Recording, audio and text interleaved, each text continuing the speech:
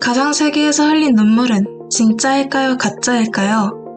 만약 여러분이 모니터 속 캐릭터의 죽음에 가슴이 먹먹해지거나 게임 속 동료와 헤어질 때 며칠 동안 쓸쓸함을 느껴본 적이 있다면 여러분은 이미 현실보다 더 생생한 가짜 세계의 가치를 알고 계신 겁니다. 최근 저희가 다루었던 장송의 프리랜에서 주인공이 여행을 떠나며 마주하는 시간의 흐름과 이별의 슬픔을 깊이 있게 풀어냈다면 오늘 이야기할 이 작품은 판타지라는 장르의 판 자체를 바꾸며 새로운 공간의 문을 열어젖힌 대단한 작품입니다.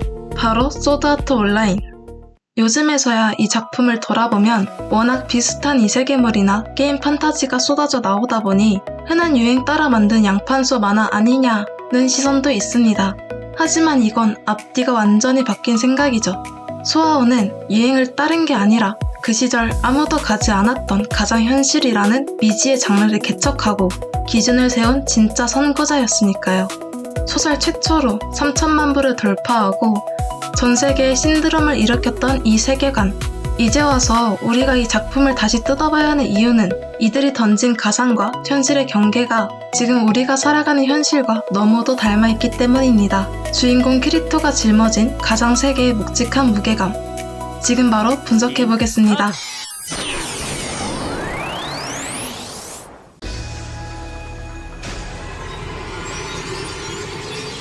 이제 와서 이 작품을 접한 일부 사람들은 키리토를 보며 운 좋게 사기 스킬 얻어서 다 이기고 다니는 주인공 버프 캐릭터라며 쉽게 말하곤 합니다.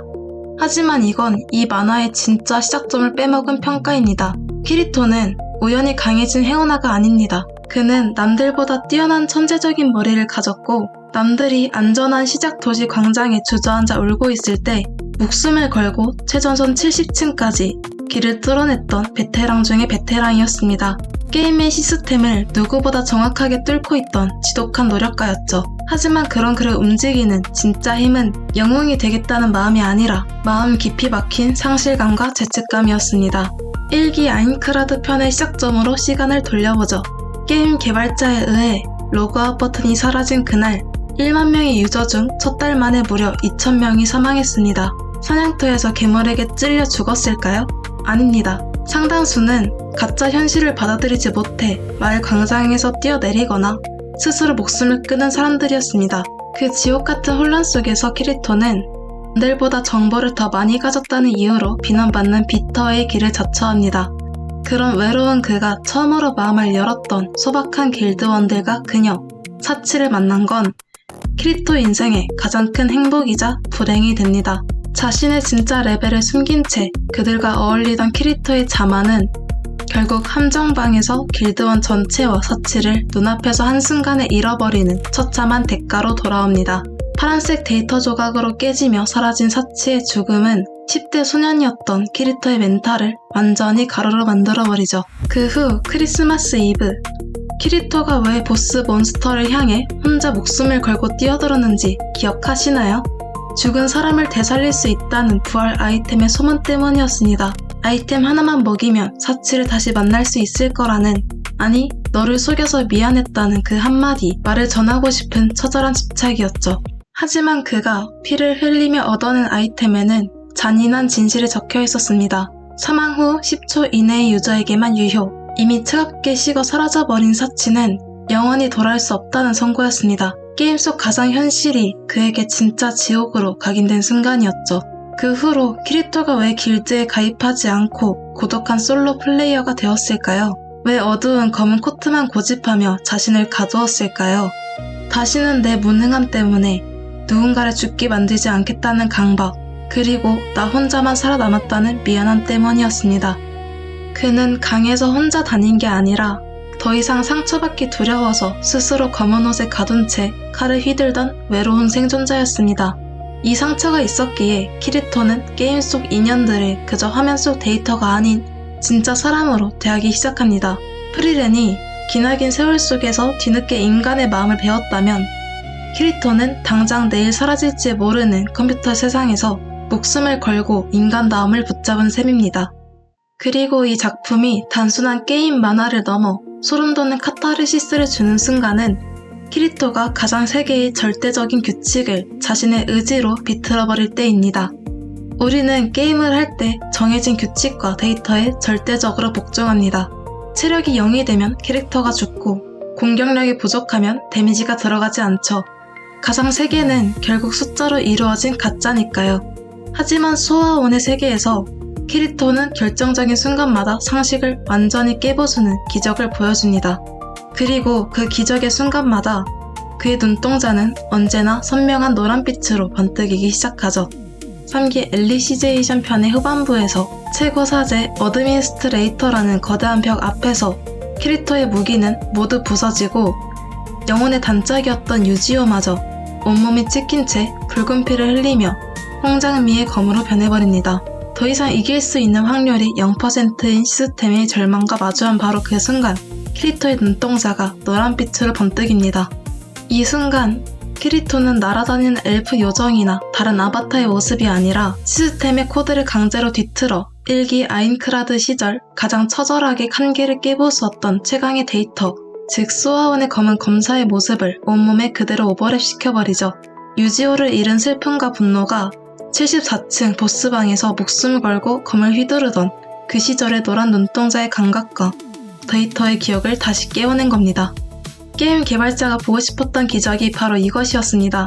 컴퓨터로 만든 가짜 세계일지라도 소중한 동료의 죽음 앞에 분노하는 인간의 마음이 진짜라면 시스템의 법도마저 강제로 바꿀 수 있다는 증거. 키리토의 노란 눈동자는 가상과 현실을 나누는 기준이 결코 기계를 켰느냐 껐느냐가 아니라 그 안에 담긴 내 마음의 진심이 얼마나 무거운가 라는 것을 온몸으로 증명하는 최고의 열쇠인 셈입니다. 이 처절한 이야기는 4기 엘리시제이션 워 오브 언더월드 편에 이르러 또 한 번 정점을 찍습니다.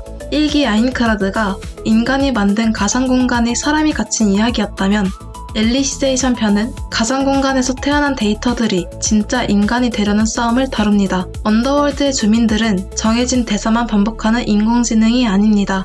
인간의 영혼을 클럭트 라이트를 복제해서 심은 진짜 인간이죠. 그들은 아파하고 사랑하며 자신의 신념을 위해 목숨을 바칩니다. 하지만 현실의 어른들은 이들을 군사적인 목적으로 언제든 지우고 복제할 수 있는 프로그램이나 도구로 취급합니다. 컴퓨터 전원 코드만 뽑으면 증발하는 파일로 보는 거죠. 그러나 키리토에게 이들은 진짜 인간이었습니다. 결국 유지오마저 현실 인간들의 이기심과 시스템의 폭력 앞에 부서져 갈 때 키리토는 완전히 무너집니다. 소중한 친구를 잃어버린 충격으로 인해 현실의 플럭트 라이트에 큰 상처를 입고 식물인간 상태가 되어버리죠. 컴퓨터 데이터에 불과한 가상의 생명들을 지키기 위해 자신의 진짜 현실 육체를 바쳐버리는 상황이 벌어진 겁니다. 코드로 이루어진 세계일지라도 그 안에서 피어난 생명은 현실과 다를 바 없다는 외침. 키리토는 가상 세계에 접속한 게이머가 아니라 그 안의 생명들을 대변하는 유일한 목격자이자 수호자였습니다. 이것이 소아온이 단순한 소년 만화를 넘어 거대한 기술 앞에 선 인간의 가치를 묻는 묵직한 이야기로 체급을 올리는 순간입니다. 키리토가 이토록 목숨을 걸고 가상 세계도 현실만큼 무겁다는 걸 증명해냈기에 그 세계는 다른 누군가에게 또 다른 구원의 형태가 됩니다. 외전, 프로그레시브를 보면 본편에서 생략되었던 아주 초반 이야기들이 나옵니다.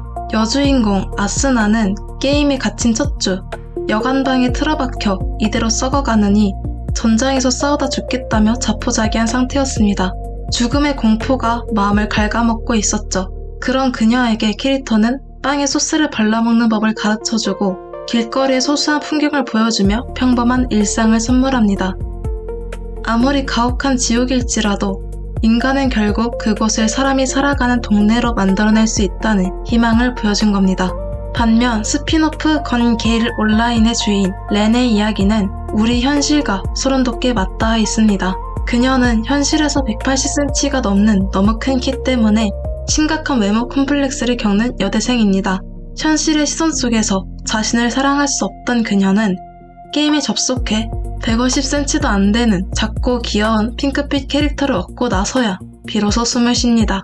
렌에게 가상세계는 목숨을 건 전쟁터가 아닙니다. 현실의 아픔을 완벽하게 치료해주는 안전한 대피소이자 진짜 나를 보여주는 해방의 공간이죠. 키리토가 목숨을 걸고 세계를 구할 때 렌은 그 시스템이 허락한 가짜 껍데기 속에서 진짜 구원을 얻었습니다. 우리가 현대사회에서 스마트폰을 켜고 부캐를 키우며 대리만족을 느끼는 심리와 똑 닮아있는 부분이죠. 결국 소드아트 온라인을 관통하는 가장 핵심적인 한마디는 이것입니다.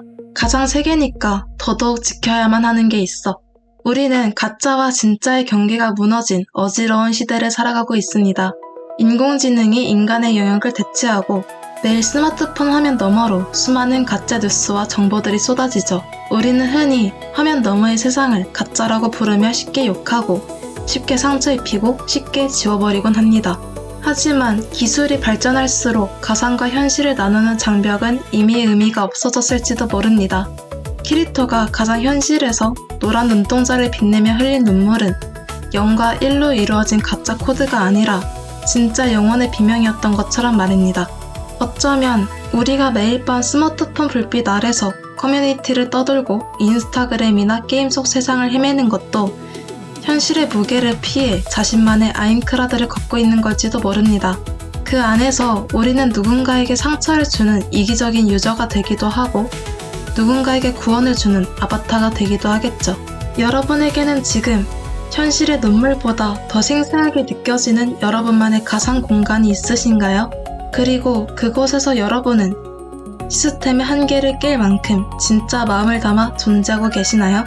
가상과 현실, 그 모호한 경계선 위에서 우리가 진짜 지켜야 할 인간다움은 무엇인지 깊은 고민에 잠기게 됩니다. 지금까지 모해분이었습니다. 감사합니다.